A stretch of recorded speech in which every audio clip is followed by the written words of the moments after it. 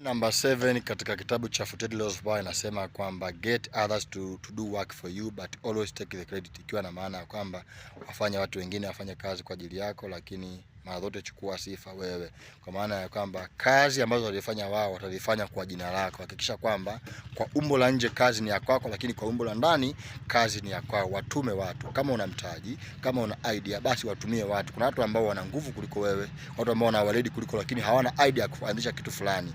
Anzisha kitu, watumie watu wakusaidie kwenye ile kazi. Kwa mfano, wewe ni mfanyabiashara, let's say, au wewe ni mwanasiasa, mwajiri mtu ambaye atakusaidia kupanga sera. Fanya biashara, mwajiri mtu ambaye atasaidia kurani biashara yako. Let's say umefungua duka la madawa lakini hauna elimu ya pharmacy, mtafute mtu ambaye ana elimu ya pharmacy, mtumie vizuri, utamlipa mshahara kidogo na wewe utapata faida za kutosha. Kisha kama unawatumia watu kwenye kazi zako, unatakiwa ukubali kwamba kuna watu wana uwezo kuliko, watumie wale watu wakusaidie, na mwisho wa siku faida zote zinakuwa ni za kwako wewe, sio za kwake yeye. Asante.